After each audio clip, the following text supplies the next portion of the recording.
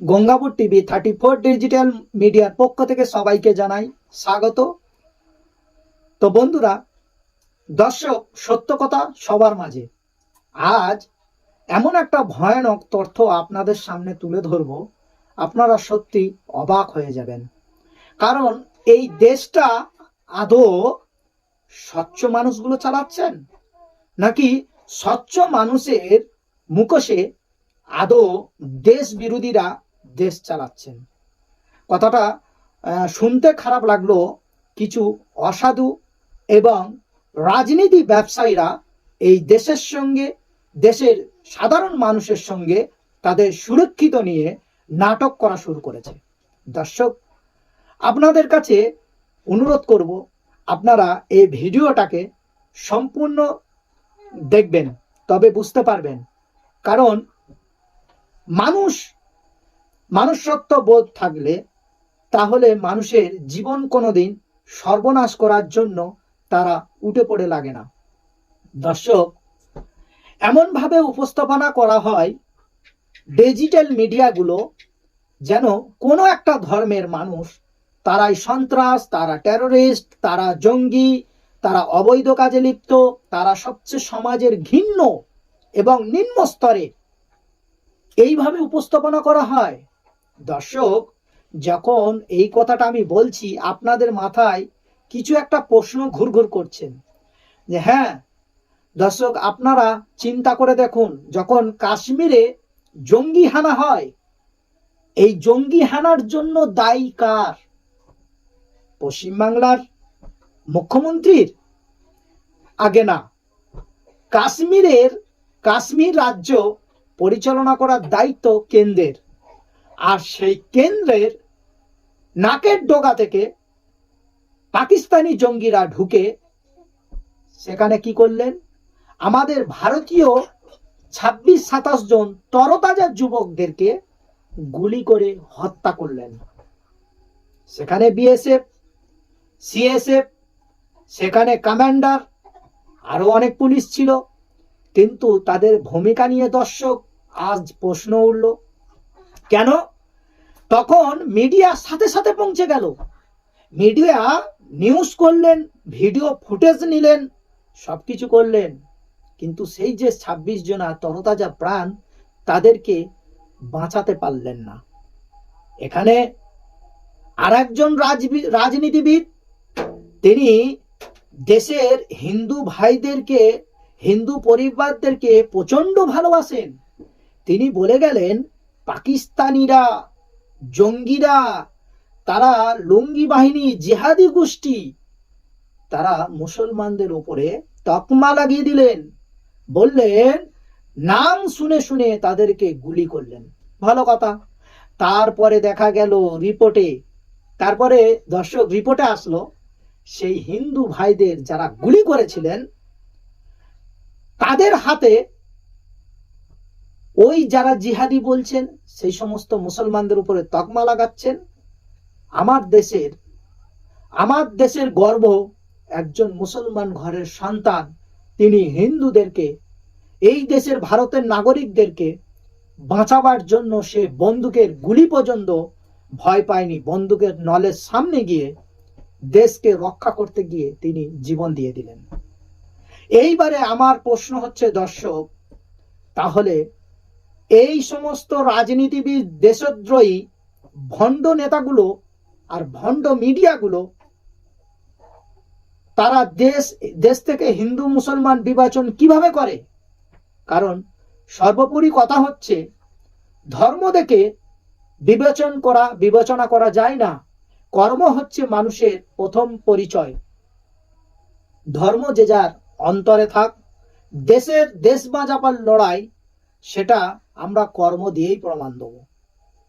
আমরা দেখেছি জঙ্গি, সন্ত্রাস এবং দেশদ্রোহী, রাষ্ট্রবিরোধী কার্যকলাপ যে মানুষগুলো করে থাকেন, তারা কোনো জাতের হতে পারে না।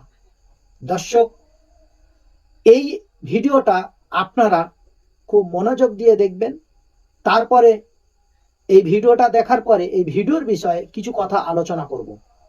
যে জাতিকে আজ ভারতবর্ষের দেশদ্রোহী আরএসএস বিজেপি নামক সাম্প্রদায়িক দাঙ্গা বাঁধানোর দল মুসলমানদেরকে সন্ত্রাস, টেরোরিস্ট, দেশদ্রোহী, দেশবিরোধী, অনুপ্রবেশকারী তকমা দিতে চাই, আজকে তাদের গোমরা ফাঁস করতে চলেছি। দর্শক, সত্য কথা সবার মাঝে।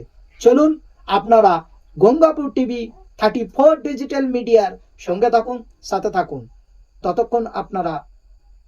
ততক্ষণ আপনারা যারা ফেসবুক থেকে দেখছেন আপনারা চ্যাট করে ফলো করে নেন, আর যারা ইউটিউব থেকে দেখছেন নতুন সদস্য তারা ইউটিউব চ্যানেলটাকে সাবস্ক্রাইব করে পাশে থাকুন। চলুন দর্শক, আগে ভিডিওটা দেখে আসি। ভারতে আইএসআই এর চরেরা বেশিরভাগই হিন্দু, এমন কিন্তু বলেছেন অজিত দোভাল। তার এই বক্তব্য মোকাবিলা করতে হয়েছিল। মানে দাড়ি থাকলে মুসলমান, মুসলমান মানে হচ্ছে জঙ্গি, এই যে প্রতিপাদ্য বিষয় যেটা তো একটা বিরাট ভাবে পৃথিবী জুড়ে প্রচার হয়েছে এবং ভারতেও বিজেপি বা সংঘ পরিবারের দিক থেকেও বারবার বলা হয়েছে। কিন্তু এই বক্তব্য দিল্লি বিস্ফোরণের আবহেই দাবি অজিত দোভালের। মুসলিমদের চেয়ে চরবৃত্তিতে হিন্দুদের সংখ্যাই বেশি, এমনটি কিন্তু বলছেন তিনি।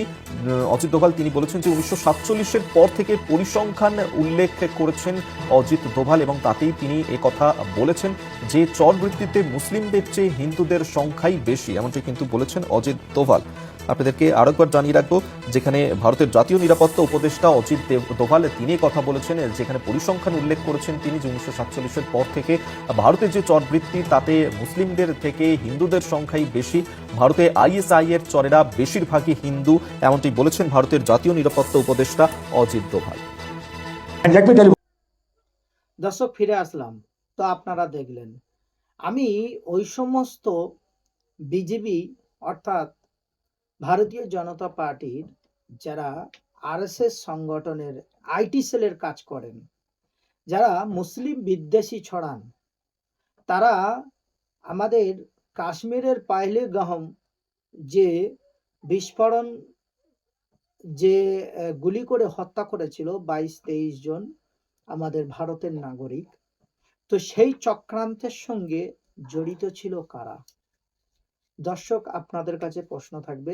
আপনারা ইউটিউবে, সোশ্যাল মিডিয়ায়, সামাজিক যোগাযোগ মাধ্যমে এই কাশ্মীরে পাহলগাম যে এনকাউন্টার করে মারা হয়েছিল, মানে আপনারা সন্ত্রাস জঙ্গিরা এসে আমাদের ভারতের নাগরিকরা 22-23 জনকে কম বেশি গুলি করে মেরেছিলেন। তো তাদের মধ্যে বেশি সংখ্যক মানুষ যারা মারা গিয়েছিলেন তারা ছিল হিন্দু। আবার ওই পাহলগাম যে কাশ্মীরে যে সন্ত্রাস হানা দিয়েছিল, সেই সন্ত্রাস হানার দায়বদ্ধতা আমাদের কেন্দ্র সরকারের নেওয়া দরকার ছিল। কেননা কেন্দ্র সরকার সেখানে সিএসএফ, বিএসএফ আর যতই ধরনের ক্যাটাগরির নিরাপত্তা রক্ষী থাকুক না কেন, তার নাকের ডগা দিয়ে আমাদের ভারতবর্ষের তরতাজা প্রাণ 22টা প্রাণ কম বেশি নিয়ে নিলেন। আমাদের ভারতের গণতান্ত্রিক অধিকার আমরা কাদের ওপরে ভরসা করব? সেখানে মিডিয়া পৌঁছে গেলেন, ওই সমস্ত মিডিয়া তারা বলছেন যে সন্ত্রাসটা এসে জিজ্ঞাসা করলো, নাম জেনে জেনে তাদেরকে গুলি করলেন। ভালো কথা, কিন্তু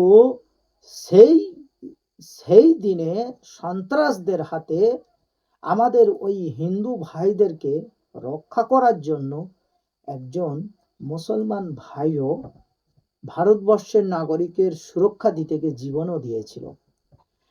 মিডিয়া সেটাও দেখিয়েছিল। তাহলে যে সমস্ত মানুষরা বলে বেড়াচ্ছেন যে মুসলমানদের দেখে দেখে নাম শুনে শুনে গুলি করেছেন, তাহলে সেটা করেছেন জঙ্গিদের কাজ। আগেই বলেছি, জঙ্গিদের কোনো জাত হয় না, জঙ্গিদের কোনো ধর্ম হয় না, জঙ্গিরা জঙ্গিই হয়।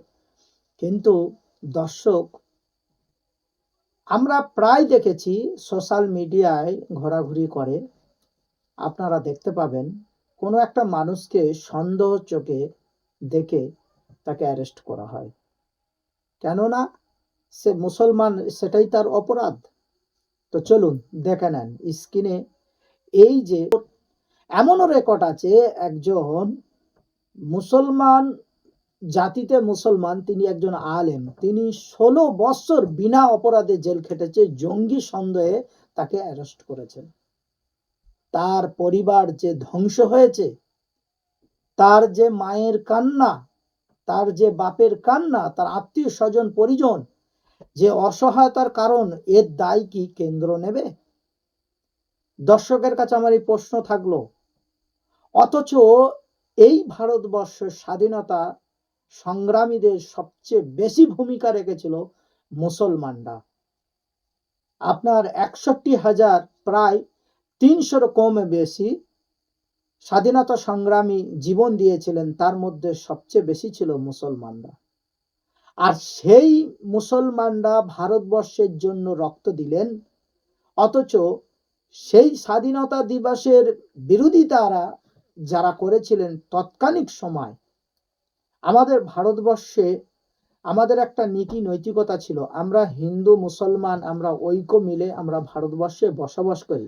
দর্শক, আজ এই কথাটা বলতে এই জন্য বাধ্য হচ্ছি, কারণ সত্য ভারতের সমস্ত মানুষের জানার দরকার আছে। আমরা ভারতীয়, গর্বিত। এই দেশে জাতি বর্ণ ধর্ম নির্বিশেষে সমস্ত মানুষ আমরা সুরক্ষিতভাবে দেশ স্বাধীনের পরে ছিলাম। তারপরে তখন যে নথুরাম গডস ছিলেন দেশ বিরোধী আরএসএস এর নেতা, আর তার অনুসারী, এখন সেই আরএসএস এর সংগঠন 100 বছর পরিপূর্ণ হলো। তাদের মূলত উদ্দেশ্য হচ্ছে, যদি ভারতবর্ষে মুসলমান থাকে, আর এই মুসলমান থাকতে কোনোদিন ভারতবর্ষকে তারা শোষণ করতে পারবে না। কারণ ওই মুসলমানরাই আগে ইংরেজদের এই ভারতবর্ষে তাড়াবার জন্য আন্দোলনটা সর্বপ্রথমে করেছিল। তার কারণে ইংরেজরা, আপনারা ইতিহাস ঘাঁটলে দেখতে পাবেন, একজন মুসলমান তিনি তার মাথার দাম দিয়েছিলেন তৎকালীন সময়।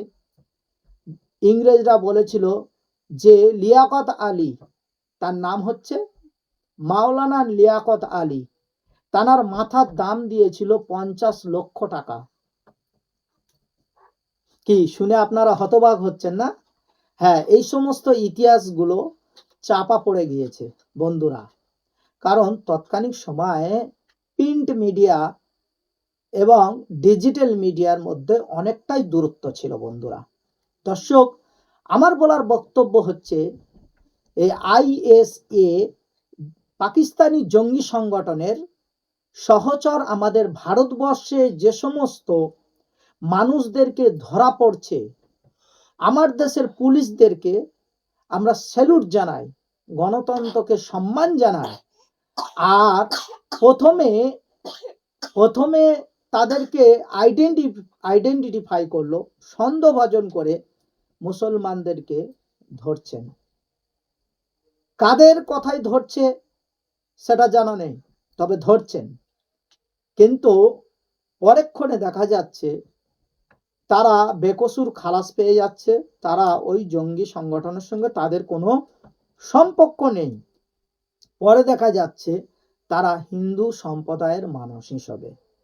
তো বন্ধুরা, দর্শক বন্ধু, আপনাদের কাছে অনুরোধ থাকলো, আমি আগেও বলেছি, এখনো বলছি, যে সন্ত্রাস, জঙ্গি, টেরোরিস্ট, দেশদ্রোহী, রাষ্ট্রবাদী, রাষ্ট্রবিরুদ্ধে যারা কার্যকলাপ করে তাদের কোনো জাত হয় না। আর কোনো মুসলমান, প্রকৃত যদি সে মুসলমান হয়, সে জঙ্গি কার্যক্রমের সঙ্গে জড়িত থাকতে পারে না। এটা মুসলমান ধর্মের নীতি এটাই।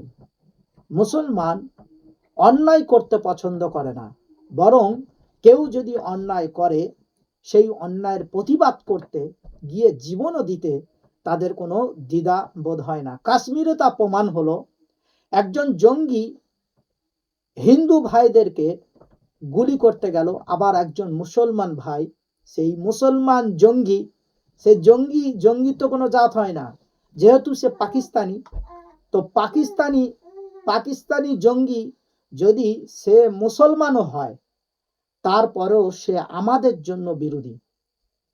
আমরা জঙ্গিদের কোনো জাত দেখি না, জঙ্গিদের কোনো ধর্ম বুঝি না। জঙ্গিরা জঙ্গিই হয়, সে যেই ধর্মের হোক। সে কোনো একটা ধর্ম থেকে বিলন করলো মানে এই নয় সেই জাতিটা, গোটা জাতি জঙ্গি। তো এই কদিন আগে বন্ধুরা, দর্শক, এই কদিন আগে এবিপি আনন্দ সুমনের ইন্টারভিউতে একজন লেখিকা এসেছিলেন। তো তিনি বলছেন তিনি নাকি লেখিকা।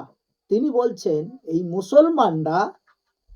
এই মুসলমানরা পৃথিবীতে, মুসলমান কমিউনিটি পৃথিবীতে সন্ত্রাস জন্ম দিয়েছেন।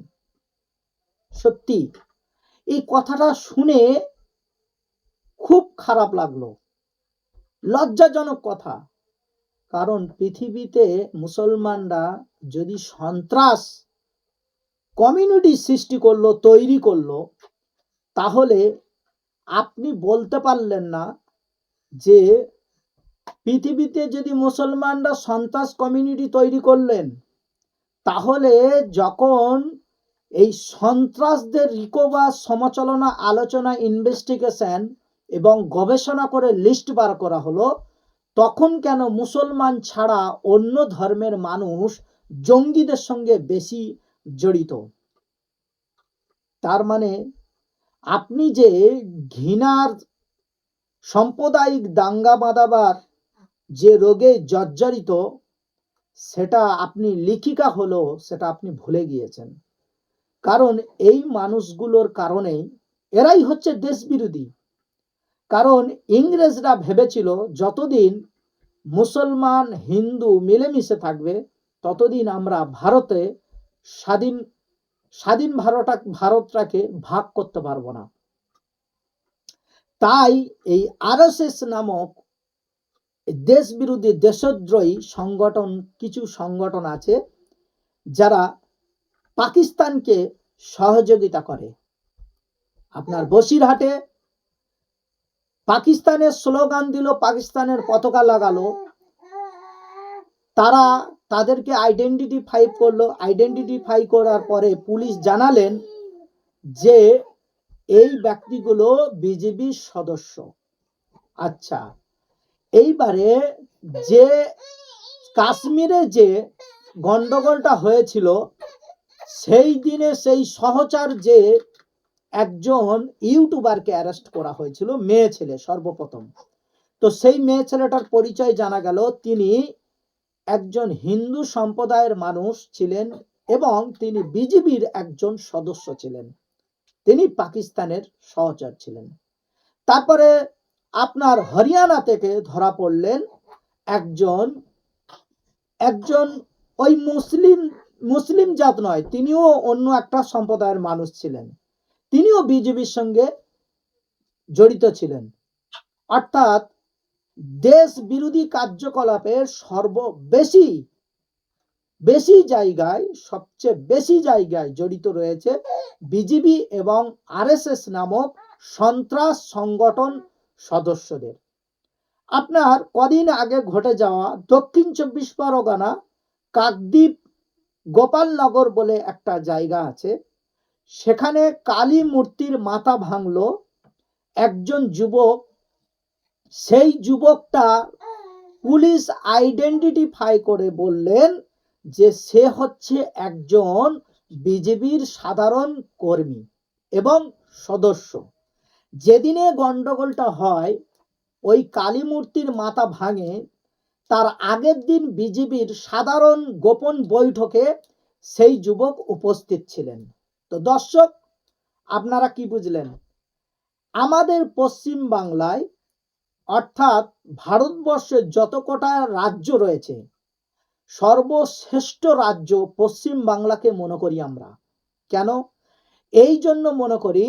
কারণ পেপারে, প্রিন্ট মিডিয়াতে আমরা যা কিছু খবর দেখি, তাতে আইডেন্টিফাই করে কিছুটা হলো অনেক সময় ভুল দেখা যায়। তারপরে দেখা যায় বেশিরভাগ সত্যি আসে, কিন্তু সোশ্যাল মিডিয়ার কিছু, ডিজিটাল মিডিয়ার কিছু নিউজ চ্যানেল আছে, তারা আইডেন্টিফাই করার সময় পায় না। তারা চ্যানেলে মানুষকে ভয়ানক মিথ্যা কথা অপবাদ দিয়ে কোনো একটা জাতির নামে বিলীন তুলে তাদেরকে সন্ত্রাসবাদ বলে নতুন প্রজন্মকে বোঝাচ্ছে যে মুসলমান মানে সন্ত্রাস। অথচ এই মুসলমান দেশকে স্বাধীন করার জন্য সর্ববেশি রক্ত দিয়েছিলেন।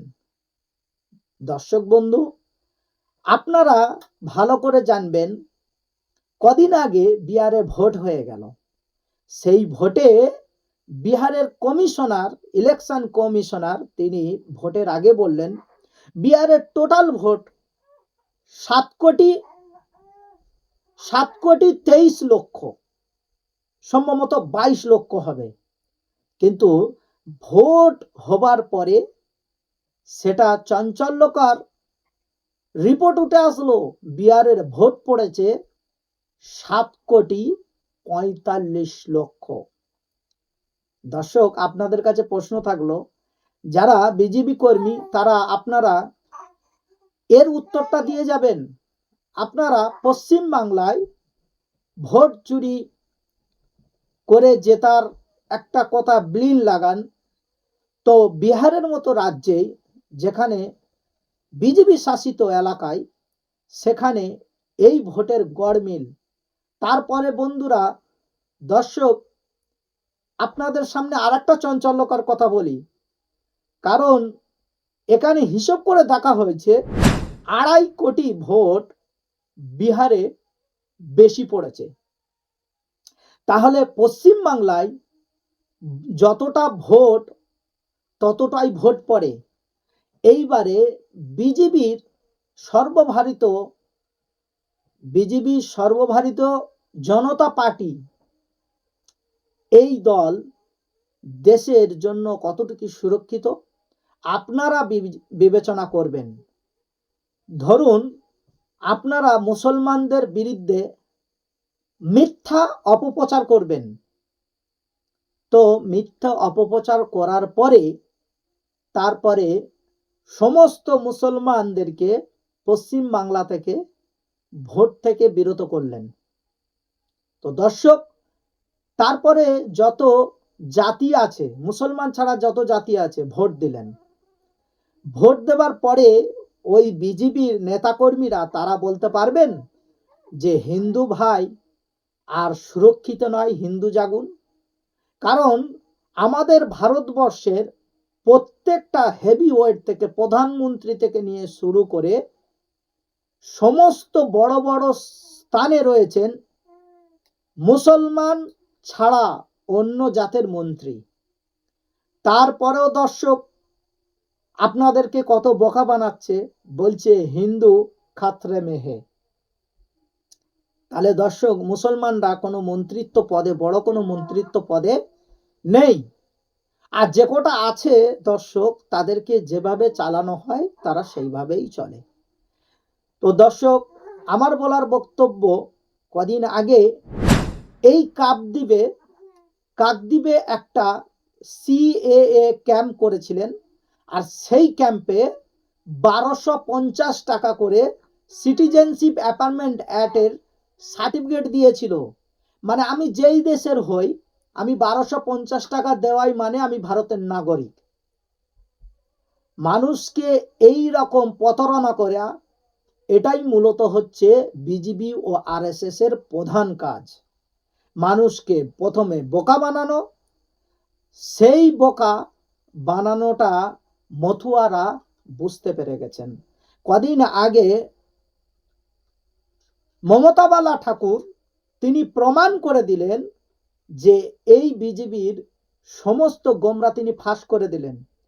তিনি বললেন যে আসাম রাজ্যে এনআরসি হয়েছিল, সেখানটায় হিন্দু অনুপ্রবেশকারী যাদেরকে সিটিজেনশিপ অ্যাপার্টমেন্ট অ্যাড দেবার কথা বলেছিলেন, দেশের নাগরিকত্ব দেবার কথা বলেছিলেন, মুসলমানদের দেবেন না, সেটা তো আগে থাকতে ফাইনাল। কিন্তু তারা সংখ্যায় কম ছিল, কিন্তু আজও তারা ডিটেনশন ক্যাম্পে ভুক্তভোগী, জেল খাটছে। আজ তাদের প্রপার্টি বাজেয়াপ্ত করা হয়েছে, ব্যাংক অ্যাকাউন্ট সিজ করা হয়েছে, তাদের সম্পত্তি প্রপার্টি সমস্ত কিছু সরকারের আন্ডারে চলে গেল। আজও পর্যন্ত পেরেছেন যে আপনারা ভারতীয় জনতা পার্টি তাদের নাগরিকত্ব দিতে? যদি কোনো মতুয়া ভাই দর্শক এই ভিডিওটা দেখে থাকেন, আপনারা বিবেক দিয়ে প্রশ্ন করবেন। এনআরসি করেছিল আসামে, সেখানে নাগরিকত্ব দিতে পারেননি, কোনো হিন্দু ভাইয়ের নাগরিকত্ব দিতে পারেননি। কারণ দেশে কত দল আসবে, কত দল যাবে, সংবিধান আমরা আগেও মেনেছি, এখনো মানব, ভবিষ্যতে সেই অনুযায়ী চলব দর্শক।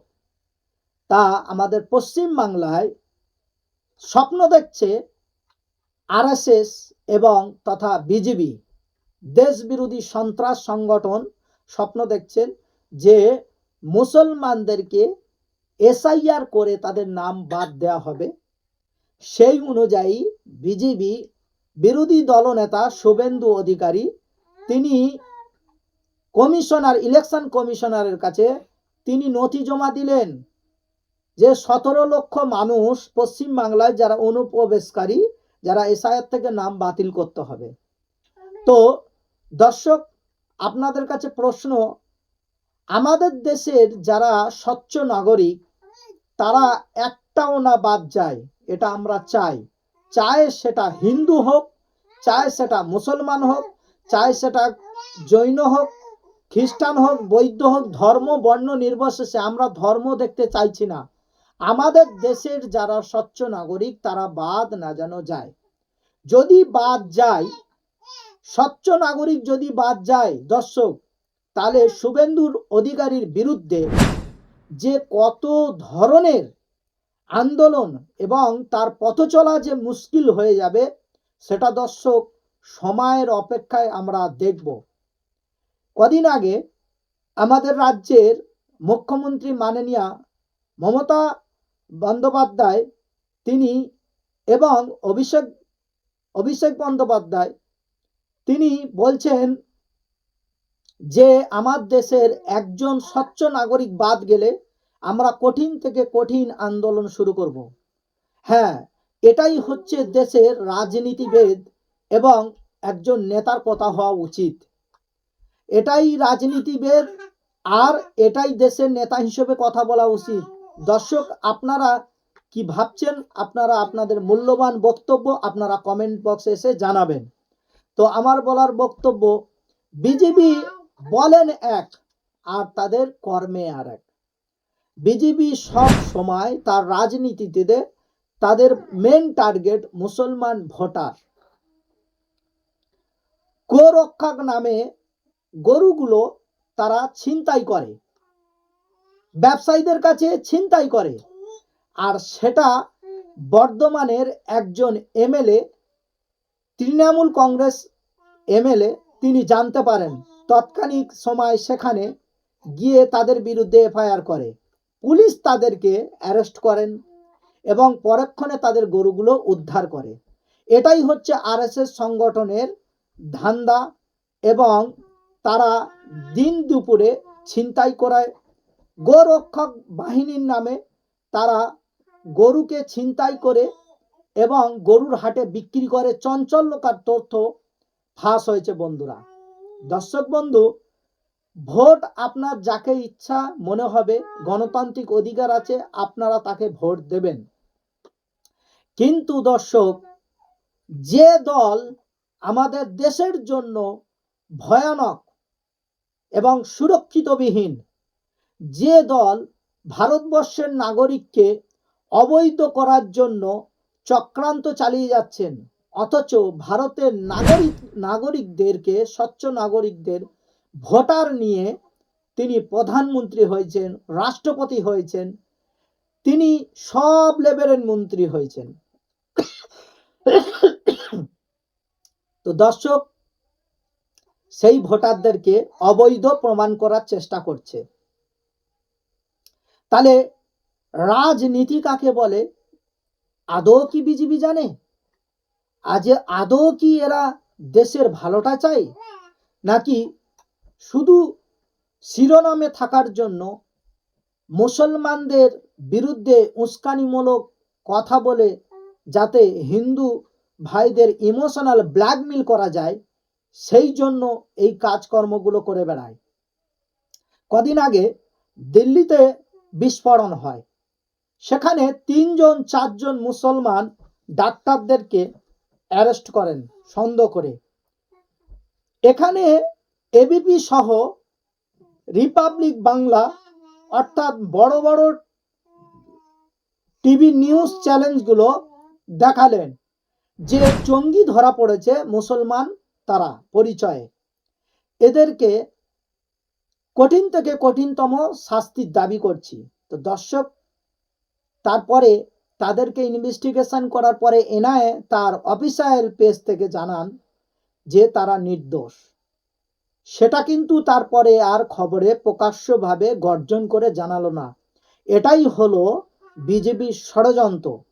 আর প্রকৃতপক্ষে যারা এই দিল্লির বিস্ফোরণে যারা জড়িত আছে, আমরা চাই, আমরা ভারতের নাগরিক, আমরা ধর্ম বর্ণ বুঝি না, আমাদের দেশের দেশ বিরোধী কার্যকলাপের সঙ্গে যারা জড়িত থাকবে আর সত্যিকারের অর্থে যদি প্রমাণ হয়, তাদেরকে আমরা কঠোর থেকে কঠোর শাস্তি দাবি জানাই এবং দেশদ্রোহী মামলায় যা শাস্তি হয় তাদের বিরুদ্ধে আমরা সেই শাস্তির আশা প্রত্যাশা করি।